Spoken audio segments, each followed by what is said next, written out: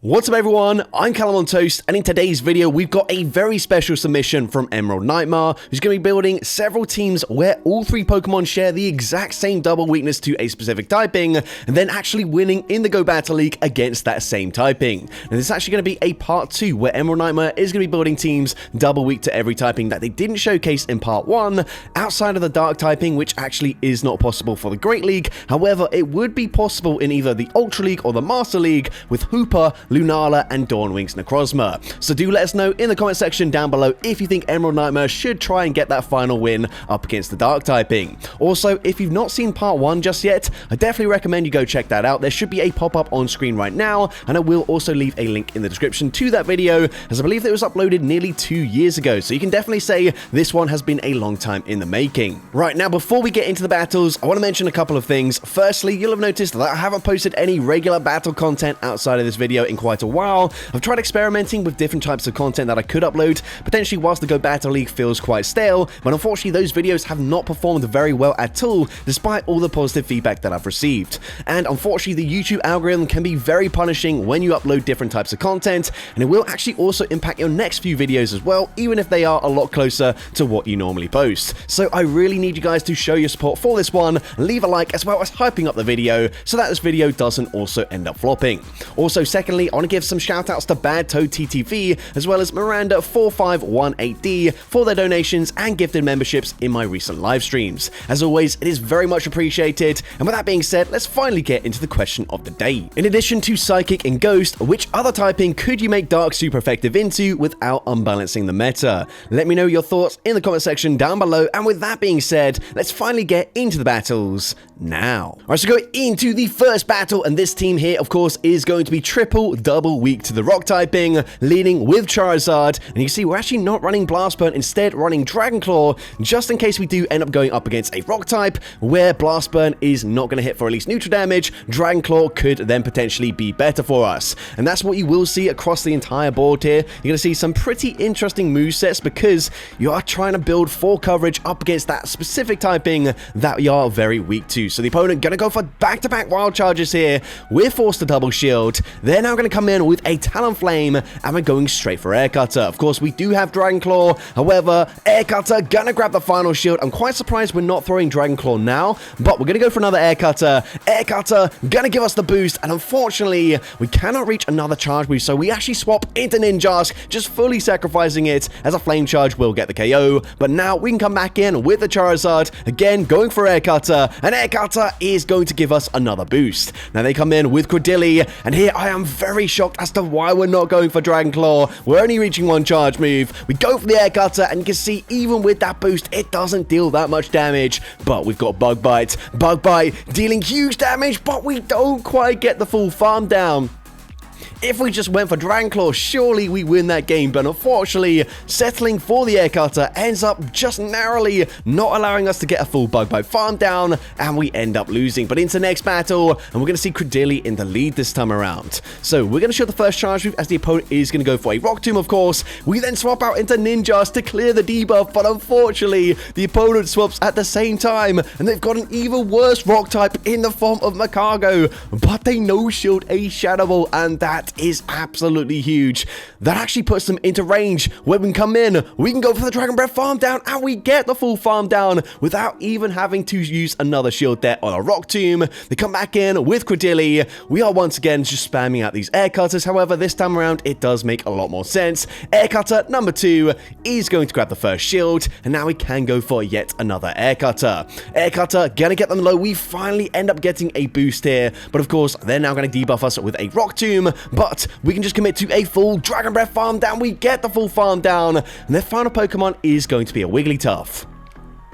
So of course, this would usually be a pretty good matchup for the Charizard, but we don't have access to Blast Burn here. We go for Air Cutter gonna be shielded, and we can actually just barely reach another Air Cutter on the CMP tie. Air Cutter gets them fairly low, and that should allow Butterfree to come in, and despite the fact that Bug Bite is going to be resisted here, Bug Bite is going to deal enough damage to take out the Wigglytuff.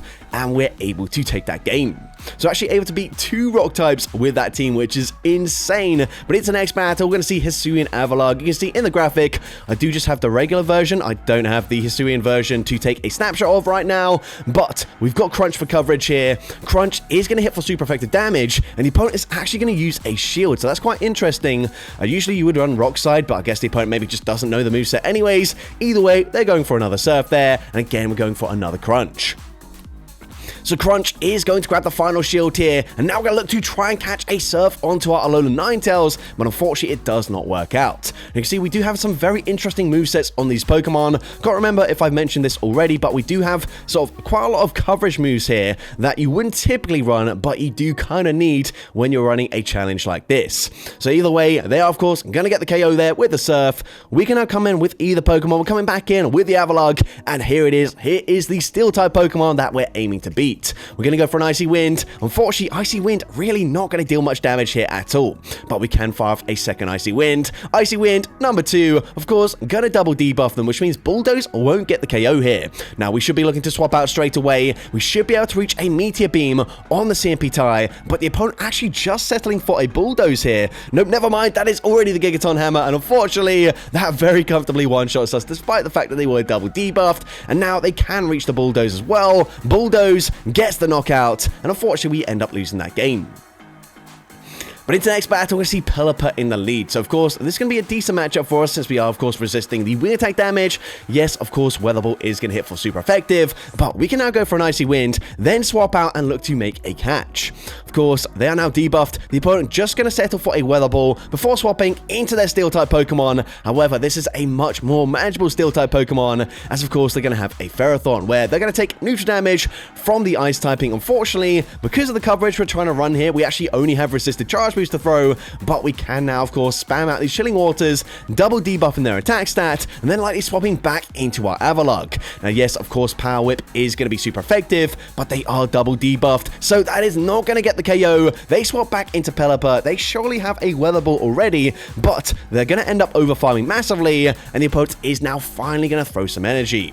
The opponent going to go for the Weather Ball. Weather Ball, of course, gets the KO from that range. We're now going to come in with the Aurorus, and we do have access to Thunderbolt. Of course, that's going to be massive overkill in this matchup, but we are going to probably double shield here. No, never mind. We're going to no-shield the next Weather Ball, as of course they are still debuffed there a little bit. They swap back into Ferrothorn, and we swap out there just in case they had Mirror Shot for coverage. Either way, we get the Powder Snow farm down. Their final Pokemon going to be a Walrein, but it doesn't really matter. We've already got the Meteor Beam loaded, and we are full sending. Meteor Beam, super effective damage. It actually doesn't quite get the one-shot there, but it doesn't really matter, and now we are going for the Thunderbolt. We can just fully undercharge this. Thunderbolt takes out the Pelipper, and we're able to take that game.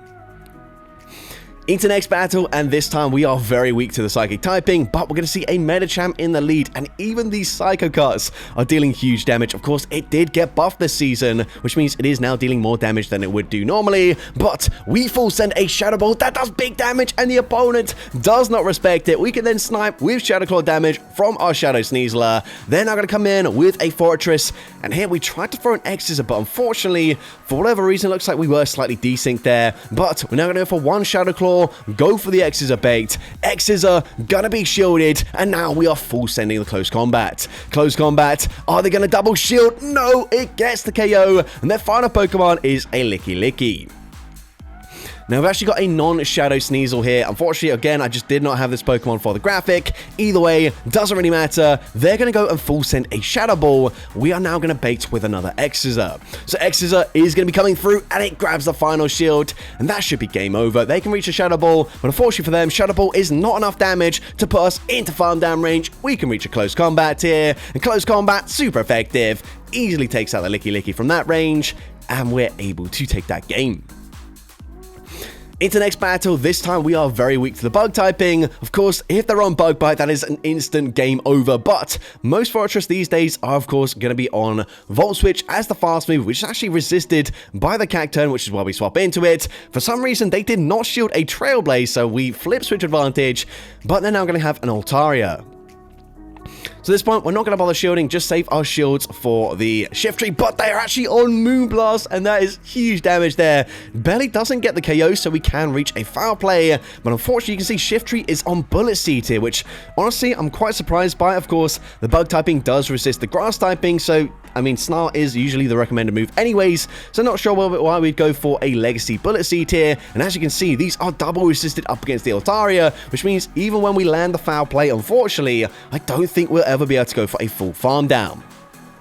Now we are trying to overfarm as much as physically possible here. Foul play gets them very low. We then swap, we make the perfect catch. But is this enough to win us the game? You can see our Shift Tree is so low to the point where actually Santum unfortunately probably gets the knockout here. We've got so much energy, but they've also got that Santum loaded. Foul play doesn't quite get the KO there. And of course, from this range, anything they could possibly throw will be taken out the Shift Tree. And unfortunately, we do end up losing that game. But into the next battle, another Fortress in the lead, presumably. Once again, they're going to be on Volt Switch, so we swap into our Shadow Cacturn. And you can see, we've actually got Dark Pulse here. Dark Pulse is going to hit for neutral damage. Dark Pulse is not shielded. It does huge damage, and the opponent doesn't even reach a charge move. That is really surprising there. They come back in with the Fortress, and we're going for another Dark Pulse. Dark Pulse, number 2, going to be shielded. The opponent committing to the farm down, but that gets them incredibly low.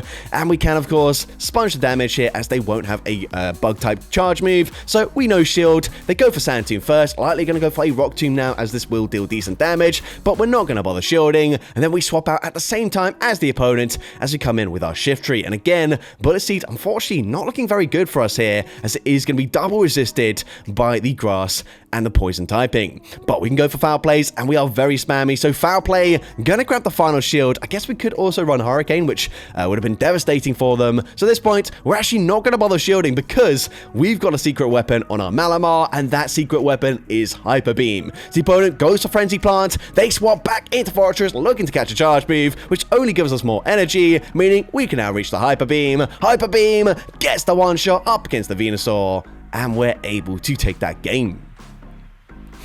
Into next battle, and we are very weak to the flying typing this time around. We're going to see Empoleon in the lead, so this is going to be a fairly neutral matchup here. However, of course, they are going to have access to Drill Peck, and that is double super effective. But we can now outpace them to the charge moves, but they're going to swap into another Pokemon that actually we are incredibly weak to, almost nearly double weak on all 3 Pokemon. Breloom is just single weak to the fire typing. However, we do not have great coverage into Marowak at all, and actually Shadow Claw is the only move across the entire team that isn't resisted here. But Livani is putting in the work right now. The opponent are going to go for a Bone Club bait. That is a huge call for us. They then swap back into Empoleon, and we can go for yet another Leaf Blade. Leaf Blade going to grab the final shield. We swap into our Breloom, dealing huge damage with the Force Palms. I don't believe they've got back-to-back charge moves just yet, which means we Force Palm farm them all the way down. They come back in with the Marowak, and they've only baited with a Bone Club so far. The other move is Shadow Ball, and unfortunately, that gets the one shot. Their final Pokemon gonna be a Dragonite in the back. However, we typically will resist the charges that they run, because it's gonna be Thunder Punch and Superpower, but we end up making a brilliant catch anyways. The opponent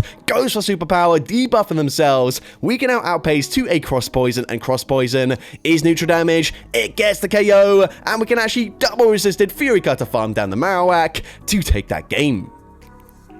But apparently we're not done with this team, as we're now leading into an Altaria. Again, another flying type Pokemon. Luckily for us, they are not on Peck, which isn't exactly a common move for Altaria. But I have actually faced a couple of Peck Altaria recently, which is quite surprising. Now, unfortunately, because we kind of failed to swap out there when we wanted to, they end up getting to back-to-back Sky attacks before we reach a single Cross Poison on our Parasect, which isn't ideal, as we do have to double shield very early. But now we can spam out these Cross Poisons. First one grabs a shield, second one gonna be double shielded by the Altaria, which means they probably are very weak to the grass typing in the back. Now they go for another Sky Attack there. We can come in, we can go for Exeter, which is going to hit for single resisted damage rather than Leaf Blade, which is double resisted. And we can't quite go for a full farm down, but brilliant recognition, realizing that's a CMP tie with a Sky Attack. They're going to come in with a Piloswine. So now we're going to go straight for Leaf Blade. Leaf Blade, huge damage. We swap into Breloom, and the opponent's final Pokemon is a Wigglytuff, but we've actually got coverage in the form of Sludge Bomb. Sludge Bomb, super effective, gets the KO. We Force Palm, Bomb, farm down the Pylo Swine, and somehow we get back-to-back wins with this team. And into the next battle, we're going to see Shinotic in the lead. Now, surprisingly, our Shinotic, whilst on the graphic I've got Seed Bomb, is single moved, yet we've actually got a double moved level 50 100% IV Cottony. So I presume this trainer basically just ran out of Stardust, eventually powering up the Cottony, and couldn't afford to double move the Shinotic, which would have been a lot cheaper. But anyways, incredible commitment building a Cottony specifically for this challenge. I guess you can turn it into an Ultra League Whimsicott in the end, so it's not the worst thing ever. Either way, we're coming back in with the Shinotic as the opponent fires off the Sludge. They now swap back into the Oncologne, and this should just be a body slam, so never mind, they go for a Trailblaze, which is resisted damage, so not really sure why they go for Trailblaze there, but either way, we're now going to go for a Moonblast. Moonblast does big damage. We then swap into our Cottony, catching a charge move, as they now finally go for the body slam, but we can actually charm, farm them down from that range, and let's see, their final Pokemon is Azumarill, so that's quite nice for us, but probably would be better for us if Shinotic was double moved and actually still had access to Seed Bomb. Now, unfortunately, they barely reach a last second charge move here. We kind of have to no shield this, which means unfortunately I think Azumarill is just going to outpace us in this end game matchup here. The opponent already at the first charge move, and it's going to be very slow to get to back-to-back Moonblasts here. They go for the Ice Beam. We kind of need them to just no shield this, but that is very unlikely. Moonblast gotta be shielded, and yes, they are definitely gonna outpace us, and unfortunately, if we just had enough Stardust here, we could have won this game, but Ice Beam gets the knockout, and unfortunately we end up losing that.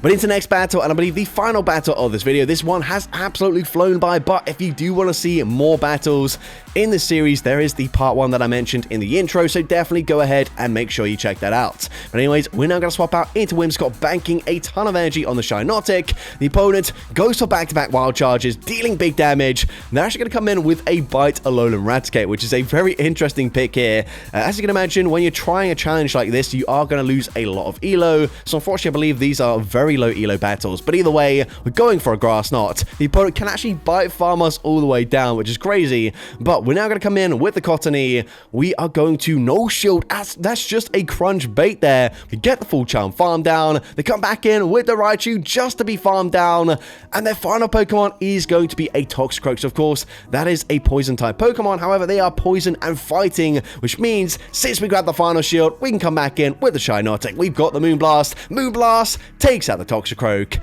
and we're able to take that game. So that's going to be it for today's video. If you did enjoy it, please make sure you leave a like, leave a comment letting me know, and as well, don't forget to respond to the question of the day if you haven't done so already. And if you want to see more content like this in the future, make sure you hit that subscribe button and turn on post notifications. That way you'll be notified whenever I upload a new video. Now, if you want to take your support to the next level, you can become a channel member with perks including early access to new videos, shoutouts at the end of each video, custom loyalty badges, and custom emojis to use in the comments of every video. I want to say a massive thank you to everyone that has become a channel member already. Your support is greatly appreciated, and with that being said, thank you so much for watching today's video, and I hope you have a great rest of your day.